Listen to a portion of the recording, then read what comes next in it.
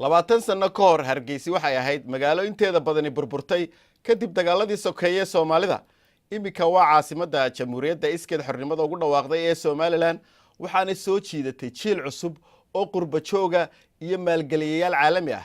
Laakiinse hodantinimada Hargeysa waxay keentay in dadku u kala qaybsamo tabaqado xagga dhaqaalaha. Suhayba Maxamed Badqas wariyaha BBC da ayaa dhawaan booqatay Hargeysa oo warbixintan nooga diyaarisay. 20 sano ee u dambeeyay Hargeysa ayaa si xooli ah u horumartay. Maanta waa magaalo sawaxan iyo mashquul badan. Magaaladu waxa ay leedahay dhaqaale ballaaran oo ku tiirsan ganacsatada yaryar ayna samaysteen dad badan oo qurbaha ka soo laabtay. magaalada Hargeysa waxa ay ka mid tahay magaalooyinka ugu waaweyn ee Soomaalida waa mid aad iyo aad u sii fidaysa xilligan oo kalena waxa ku soo xagaabaxa qurba joog aad iyo aad u tiro badan walow lacag badan ay soo galiyaan haddana qiimaha nolosha ee halkan waa mid aad iyo aad u sareysa haddaba waa sidee nolosha dadka halkan ku nool Axmed Ciise waa ganacsade ka soo laabtay Holland si uu uga faa'iideysto fursadaha halkan ka jira anigoo 28 sano wadanka ku soo noqon already hadda laba business baan bilaabay mid gym yahay iyo mid kale maxarada marketing business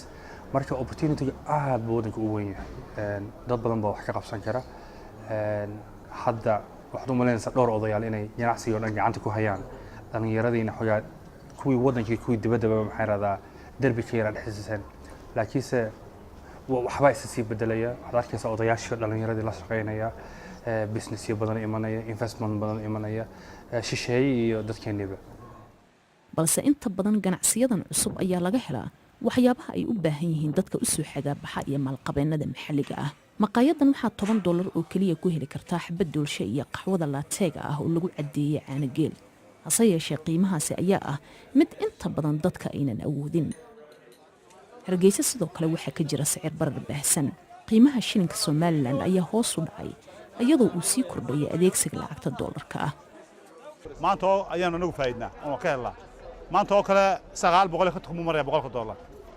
900 ka ayuu maraya gacanta hor marka dollar soo lagu siinaya waxa jirta waaye uu marayay marka wuxuu ka soo gudbay marka 300 kun baa ku beeray intii uu ahaan jiray 300 kun ayaa ku beeray muddo intan ariga la joojiyay xoolaha nool ayaa ah waxa ugu weyn ee ay Somaliland dhoofiso balse abaaro isxigxigay ayaa sababay suuq xumo hoos u dhaca shilinka iyo sare u kaca qiimaha raashinka ayaa saameyn ku yeeshay dadka caadiga ah iyo ganacsatada yaryar wallahi waxyaabo xoog leh saameysay habeenkii ilaahay soo goyo markaan xisaabino talo marmar baan ma ka dhex aragtaa ma iska daysaa intaan waxyaabaha qaar markaan xisaabiyo daboolaan iska dhiganaada maxaa dana subaxii dib ugu soo noqdaa tawde waxaasina waa faraha lacagtu baalan dhan baan shaqeynaa shantaan soo gala labadaan ka rawaxna habeenkii 12 habeenimo laga rawaxa waxaanu ku shaqeynay waxaanu soo saarnaa toona habeenada qaar bal farayga ka weyna tawde waxa weeye raashinkiida hilibkiida qudaartiida qudradiida dhinacna suma ciirsato magaalada Hargeysa oo 24 sano ka hor uu saameeyay burburkii ka dhashay dagaalkii sokeeye ee Soomaaliya ayaa haatan ku tallaabsatay isbedel ballaaran balse inta badan dadka degan magaalada ayaa ku naaloonaya natiijada kobaca dhaqaalaha taa oo Hargeysa ka dhigtay magaalo wajiya badan Suhayba Maxamed Badqas BBC Hargeysa